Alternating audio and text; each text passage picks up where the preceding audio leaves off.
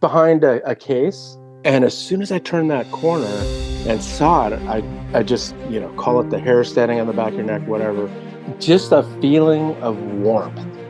But I was just like, ooh.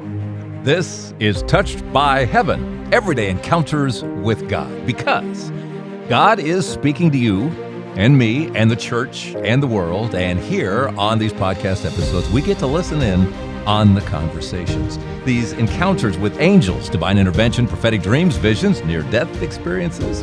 I'm your host, Trapper Jack. I am reminded in this episode of a time when I was, 20 years old or so, early in radio.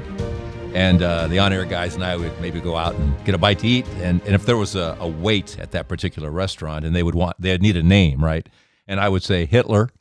And Hitler.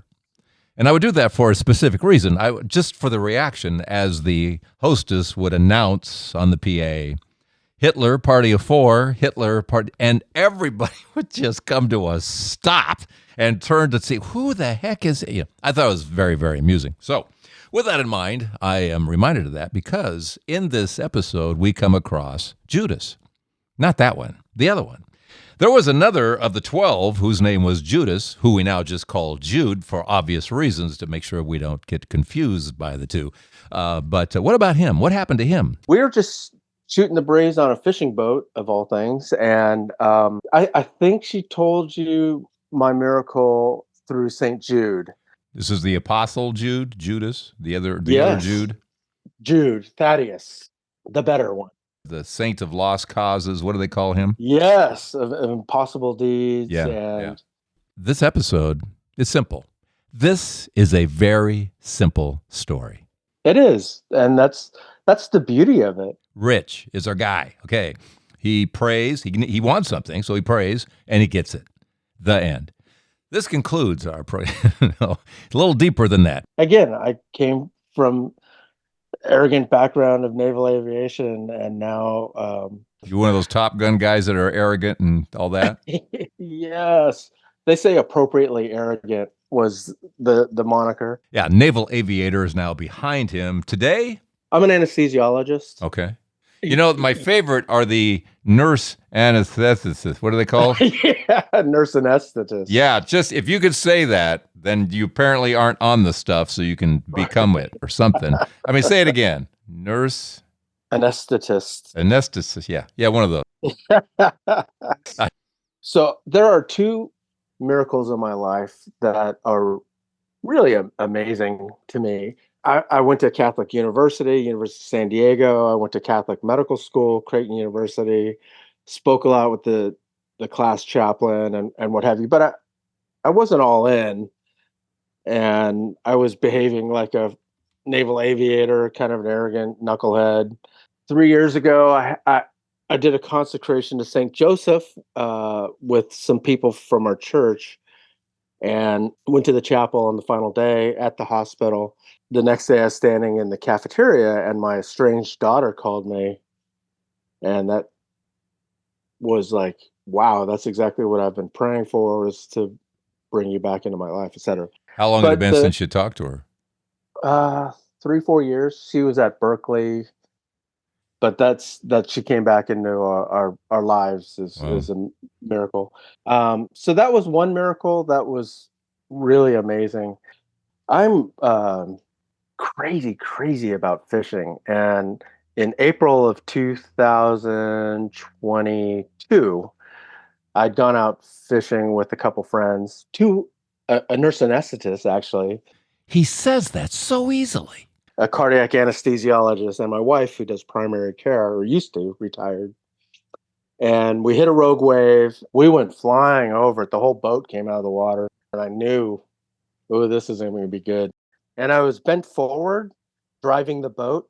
And so when we landed, all my mass, because I didn't engage my core, bore down and crushed L1. That's the lumbar vertebrae. And so all that pressure from my upper body, plus about probably, honestly, 3G or such from the boat hitting the water, flying out of the water and then slamming down, just made my first lumbar vertebral body, and just shattered one of my vertebrae, just crush and explode. So you're in a ton of pain. Ton of pain. But then we continued. I Because continued that's to. what guys do. Let's just keep fishing. Yes, I immediately fell on the ground. I'm Japanese American, and my wife said, "Oh my gosh, all the color's gone." And apparently, the first thing I said was, "I'm going to throw up," which is the international sign for major trauma.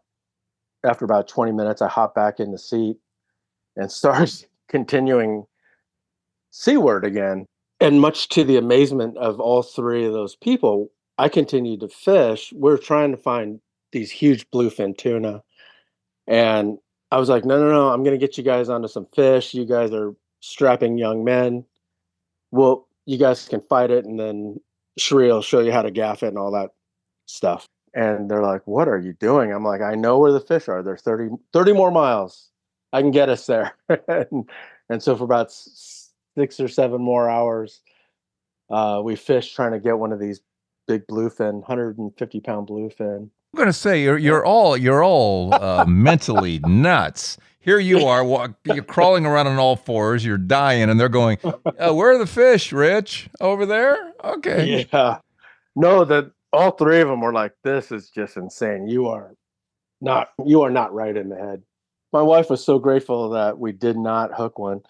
The two guys never fished before and lift this big, large animal into a boat up over the side of the boat. They're probably 7 feet. Okay.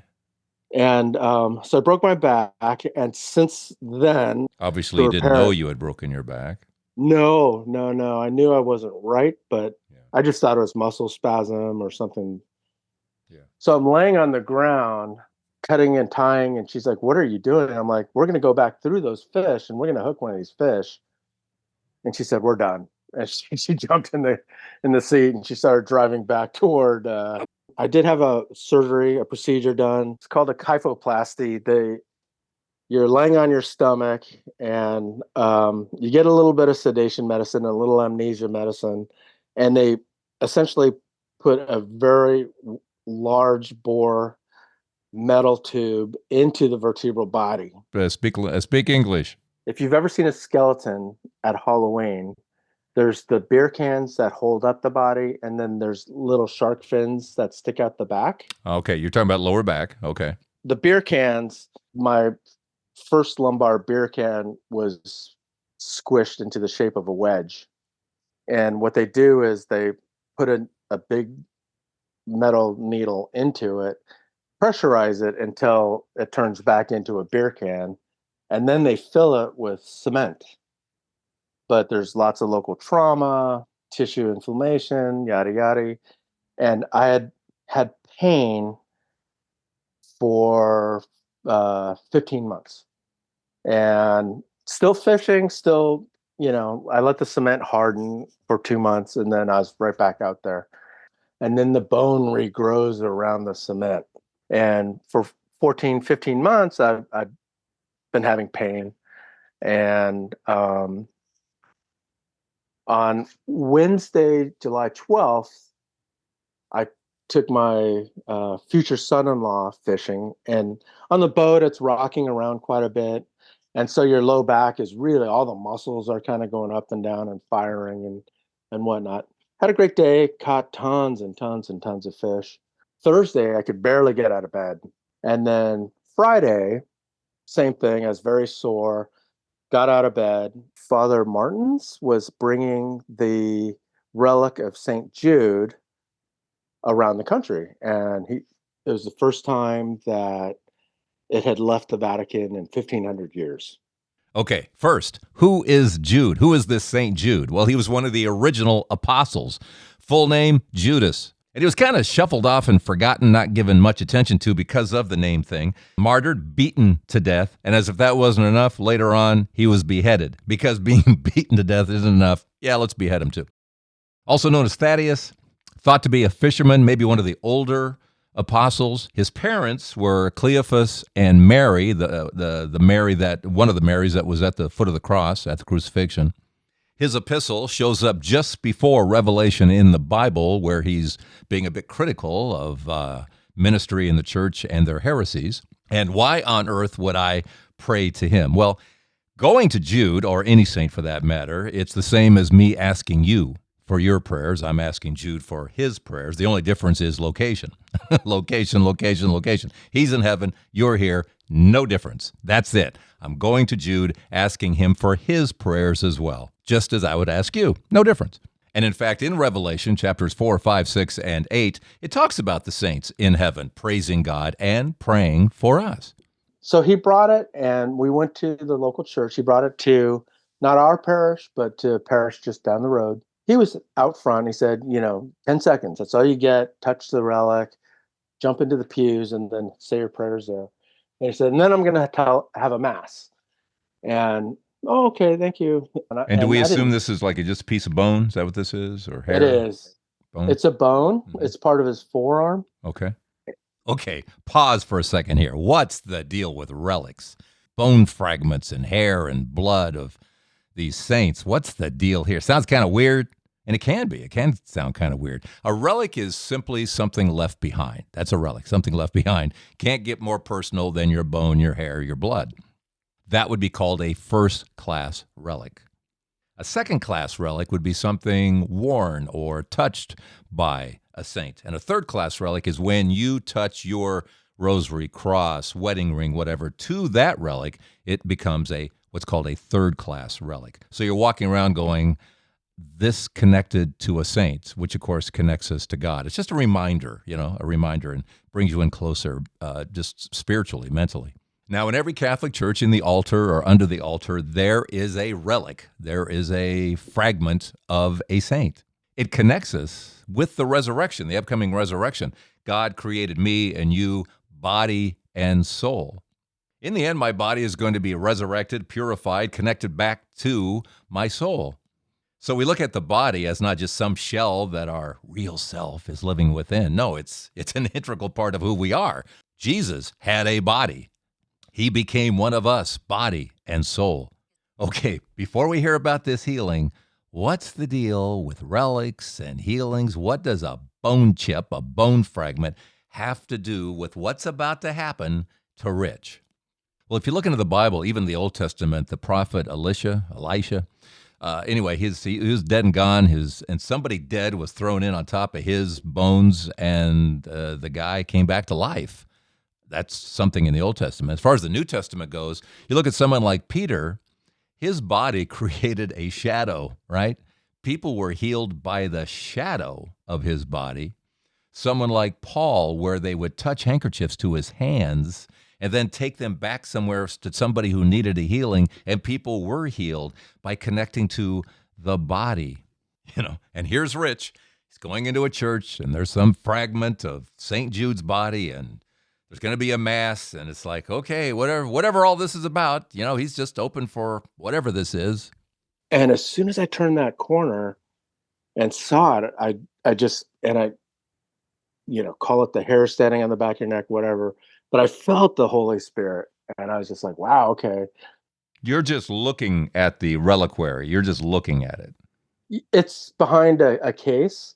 But he said it's the same as touching it. And he said, touch your wedding ring to it. If you want to have something with you all the time, a third degree relic, there were people bringing rosaries, people bringing St. Jude medals, just on and on. But he tells the story. So we sat through Mass. We went through the line, and then we sat through Mass. And he tells the story of how he got these posters. And they're huge. They're probably 10 by 20 posters.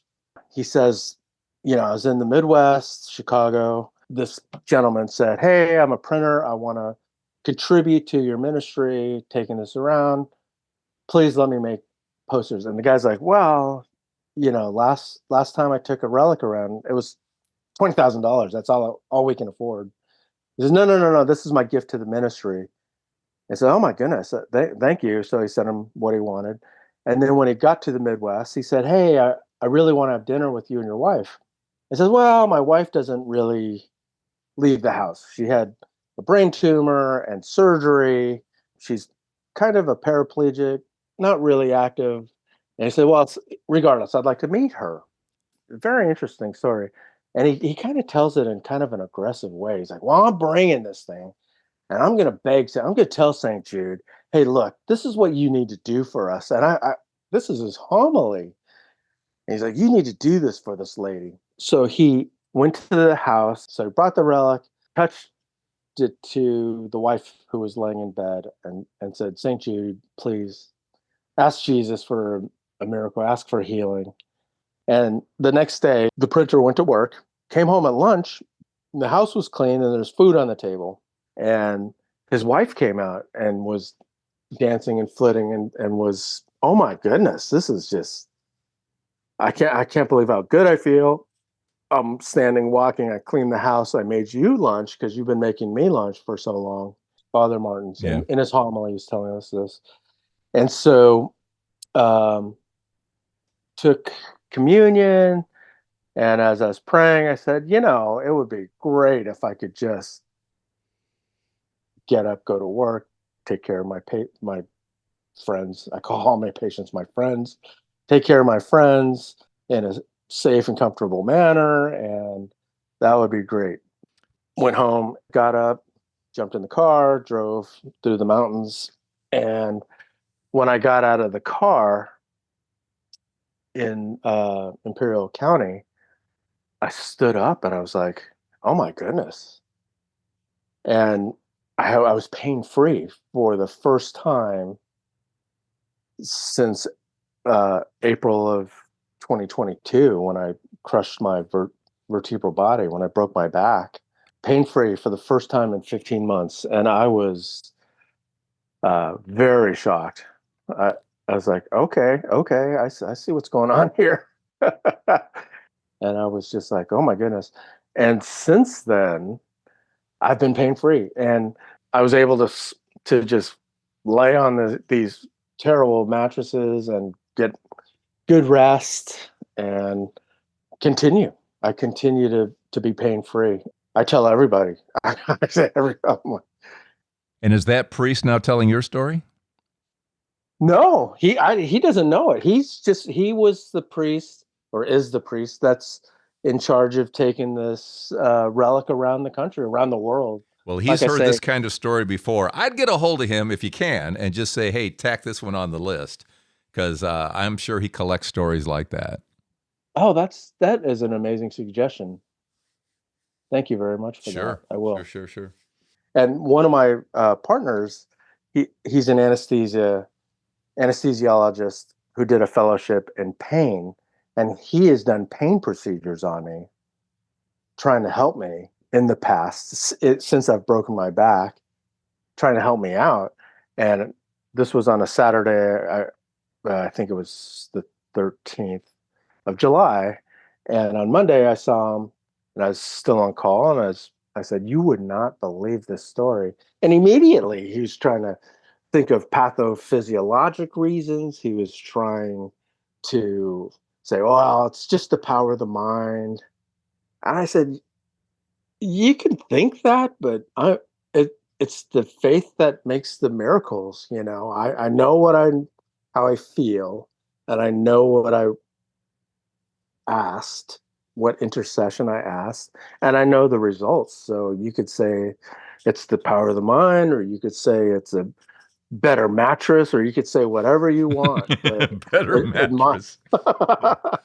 in my mind, it is without a doubt 100% through St. Jude's intercession, and it's just amazing. Wow. This was just July of this year. This is fresh news. This is fresh news. And that's why I continue. People are like, hey, how's your back? I'm like, you would not believe this story. Yeah. And I tell this story. And one of my friends is a devout atheist. He's actually, he was on the boat when I broke my back. And he's like, what? And I'm like, I'm telling you. He's just like, if you believe that, and he said that to me. Well, if you believe it, then I guess it's true. And I'm like, no, I'm telling you, this is what happened. And I'm very happy. I'm a very happy gentleman running around the operating room. It's people are pleased with my energy. He's an intensive care anesthesiologist, and he's just like, I just don't get it. But if you're telling me you believe that St. Jude interceded on your behalf, then good for you. And I'm just like, well, you should, I invite you to pray with me. I invite you because, yeah, no, it is a miracle, and you see how happy and content I am in my life, and you seem to have a lot of resentments, and I don't know where that's from. You don't have to tell me, but I invite you to pray with me. It's like, no thanks. It's funny. I saw some stats recently that said, do you happen to know if he had dad issues? That's what I presume, but he's very closed off Yeah. regarding. I had heard that virtually every atheist has dad, especially I guess guys in particular have dad issues when they're, and I'm sure it's a father figure. It's like whatever happens in there, Right. I presume so because he's been together with his girlfriend, and she wants to get married and have kids, and he's like, I'm never ever ever getting married. I'm like, why? He's like, I'm just not, and he just leaves it at that, and then ends the conversation. Yeah. It was funny. Yeah, it's just your mind.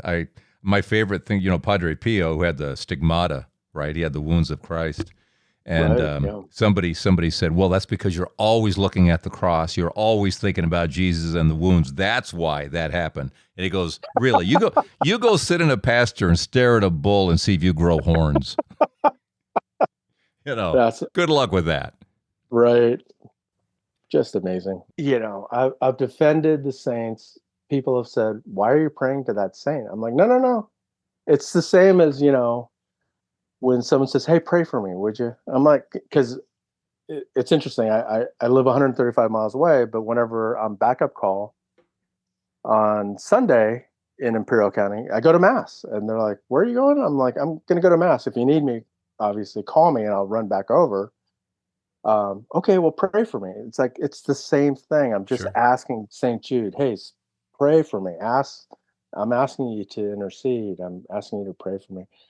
And they're like, oh, okay, got it. Yeah. And it's funny. So, why are you praying to dead people? And it's like, they're more alive now than ever. And I said, by the way, if you'll notice, Jesus is talking to a couple of dead people in his life. They're called Moses and Elijah. The transfiguration, and the apostles with the tents and everything. He's talking to dead people. They're not dead, they're not dead. So go back to when you're kind of turning that corner and and it's set up, the behind the glass and all that. Your experience again, that was interesting.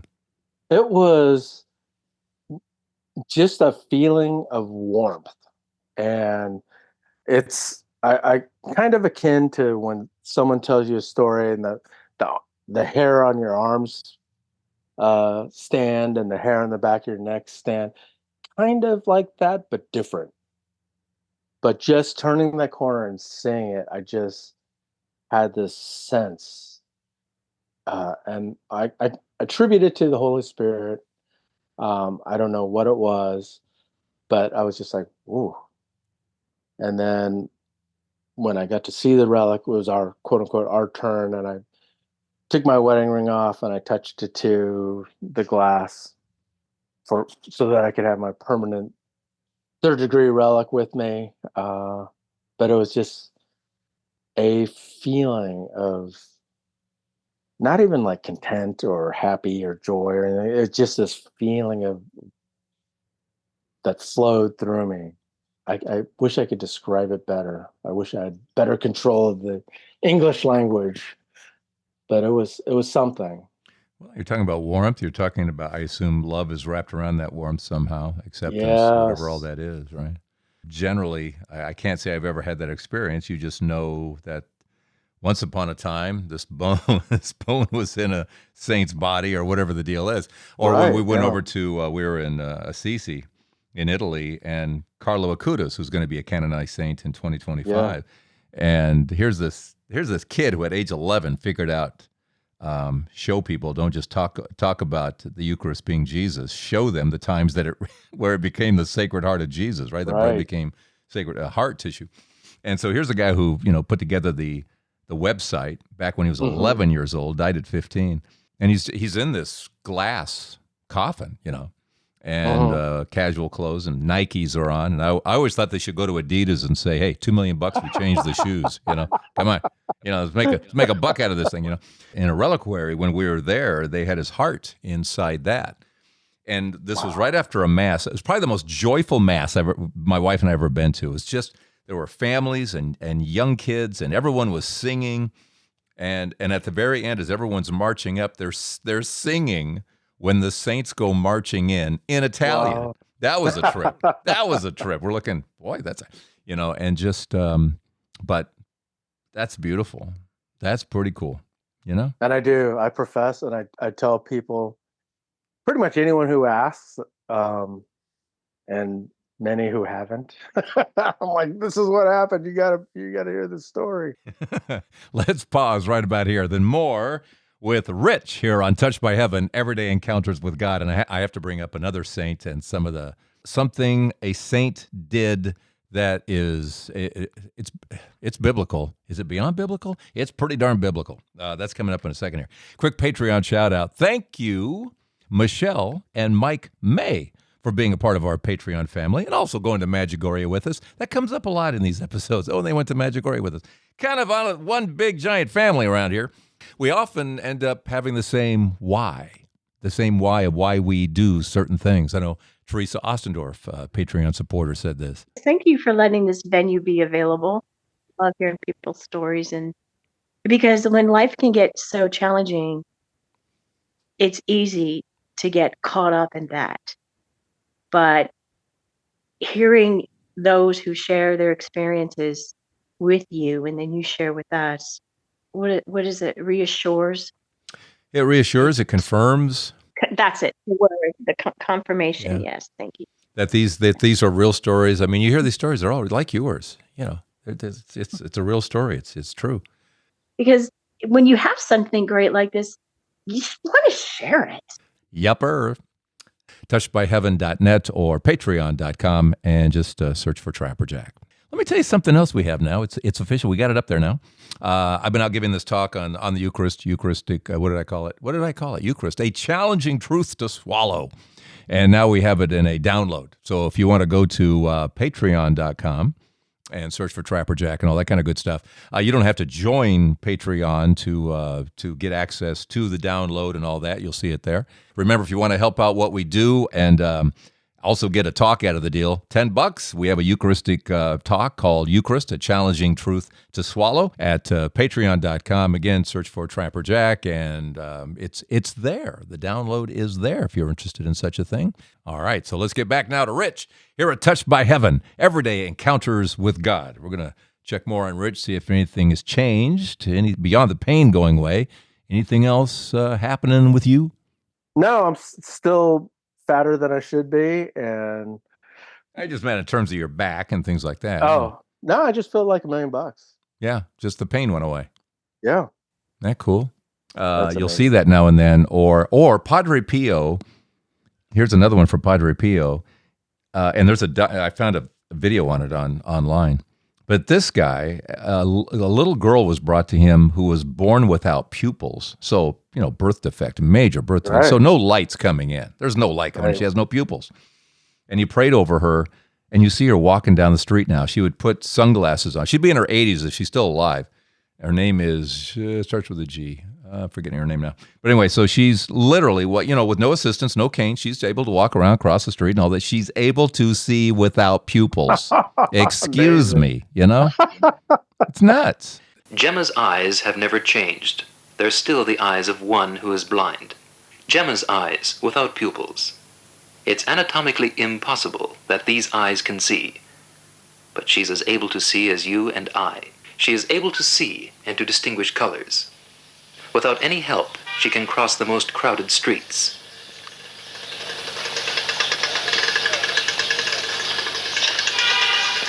She wears sunglasses to hide the fact that she still has the eyes of one who was born blind. It's absolutely nuts, impossible. Physiologically doesn't make sense. No. Oh, it just kind of says there might be a God. Yes. There might be although maybe she just thought real hard. She just thought really hard and went, I want to see, and she did. Yeah, maybe not. Right. Yeah. That's why I always think, with atheists, it really, they're not. They just don't know. We're all ignorant in something. That's why I always say send people the image of Our Lady of Guadalupe in a documentary and see if they can explain what happened there, or Eucharistic miracles, or this lady who can see without pupils, and just say, there's I was sitting it was a fundraiser. I'm sitting next to a woman who I think taught confirmation class, and towards the end of class, one of the boys just said, "I don't believe in God," It's Catholic. It's Catholic and all that. Yeah. And she, it's like, class is ending in a minute. What do you do with this? Some kid has just stunned the class by saying, I'm just checking the box. My parents sent me here. I got to do this. I'm getting confirmed because I'm supposed to get the sacraments. And so the next, she's thinking about this for a week. What do I do with this? Because everybody remembers this moment. What do you do with this? Sure. Yeah. And she brought in a book about Padre Pio and just opened it up. And there's a picture of the wounds of Christ on him. And all these things that happen with him, and he just kind of went, what? I think all we have to do is show people God speaking. That's all you got to do. You just got to show how he speaks today, and at some point, maybe it gives them pause to go, well, maybe there's something more to this. Maybe there's something more. Because there's just no way walking around a corner and looking at something should suddenly make all your pain go away. No. When I hear the story, I turned the corner and saw Chick-fil-A, and suddenly my back healed. I just haven't heard that story yet. I just haven't heard that story yet. Very cool. I always ask people what their takeaway is in all this. So what's your takeaway, Rich? Oh my gosh, just keep the faith. Keep living the faith. That in a nutshell. And I try very hard. Again, I came from arrogant background of naval aviation, and now people wouldn't recognize me. Thank you very much for your time. I really do enjoy this moment. All right, buddy. I appreciate this. I will let you hit the leave button. I don't know if you know I'm blind. I did not. It is true. I did. It is Wow. true. They call it legally blind, which I think I looked it up, and that means if anybody walks up to me and says, does this outfit make me look fat? Okay. I can use my hands, and legally. I'm just saying. Okay. I think I read that right. Thanks, Rich. As I said, it's a very simple story about Rich, an anesthesiologist, as opposed to a nurse and an assistant. It's a simple story of his pain being taken away, first through the intercession of St. Joseph, and the pain of separation with his daughter at the end of the 33 days of consecration. Suddenly, after what would he say, 3-4 years, she calls, and now there's a relationship again. And then after 15 months of this pain, God waits for the relic of St. Jude to come through and awaken Rich again with this incredible healing. Let's not be blind to the fruit. Look at this fruit. You can't deny it, can you? You can't deny the fruit now. He's out there evangelizing, even to atheists, about what happened. He'll tell anybody. You hear what he said? He tells everybody about what happened. You don't believe me? That's okay. I'm going to tell you anyway. That's fruit. How on earth does an apostle's bone chip heal Rich? Because with God, all things are possible. And because this saint of impossible causes, he's an impossible cause. He's a Judas, And through the good Judas, God is performing incredible miracles to this day. Thanks again, Rich. What's your story? Let me know here at touchedbyheaven.net. Thanks for your Patreon help. Appreciate it. Remember, if you want to help out what we do and also get a talk out of the deal, $10. We have a Eucharistic talk called Eucharist, a challenging truth to swallow. You can find that here at touchedbyheaven.net. Just click your way through. It's at patreon.com. You can find it there as well. But thank you for your support. All right. I'll see you next week here at Touched by Heaven, Everyday Encounters with God. I'm Trapper Jack. And after this episode with this whole body thing and everything, I'm looking at my body in a completely different way. There's the beer cans that hold up the body, and then there's little shark fins that stick out the back.